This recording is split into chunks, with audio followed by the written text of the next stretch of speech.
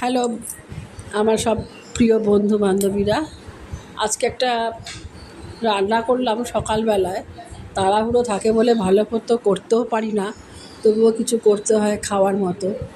আজকে ইলিশ মাছের মাথা দিয়ে কচুর শাক রান্না করেছিলাম আর ডাল করলাম, এই আর ভাত চা এগুলো তো থাকেই, দুধ গরম এগুলো থাকেই।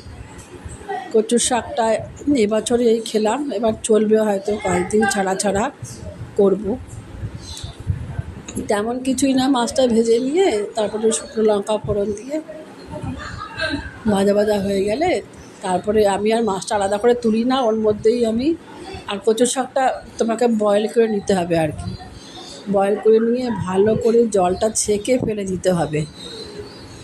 তারপরে ওর মধ্যে আমি এই মাছের মাথার মধ্যেই আমি কচুর শাকটা দিয়ে দেবো আর কাঁচা লঙ্কা চিড়ে দেবো। দেওয়ার পরে তারপরে নুন হলুদ দেবো। নুন হলুদ দিয়ে তো জল তো এমনি বেরোবে, ঢাকা দিয়ে দিয়ে করতে হবে।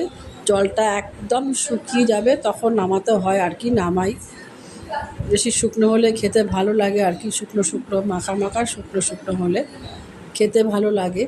আজকে এটাই করেছি আর কি।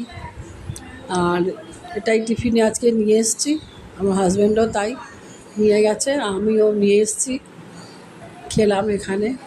খারাপ হয়নি, ভালোই লাগলো। সবাইকে তো আর খাওয়াতে পারছি না, খায় তো অনেকেই, সেটা কথা না, তবুও বলতে হয়, বললাম আর কি। তো সবাই আমার লাইভ ব্লগটাকে একটু সাবস্ক্রাইব করবেন, লাইক দেবেন, কমেন্টস দেবেন, তাহলে আমি আর একটু এগিয়ে যেতে পারবো। এই আর কি, এইভাবেই সকালবেলার কাজ। তারপর স্নান করে পুজো আচ্চা সেরে তারপর নিজের গন্তব্যে আসার জন্য তৈরি হতে হয়, তৈরি হয়ে চলে আসতে হয়।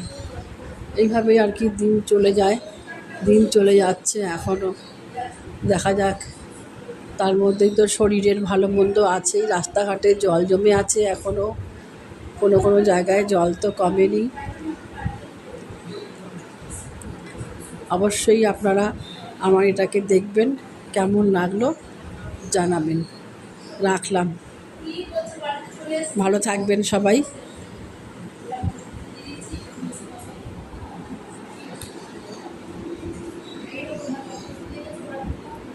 Okay.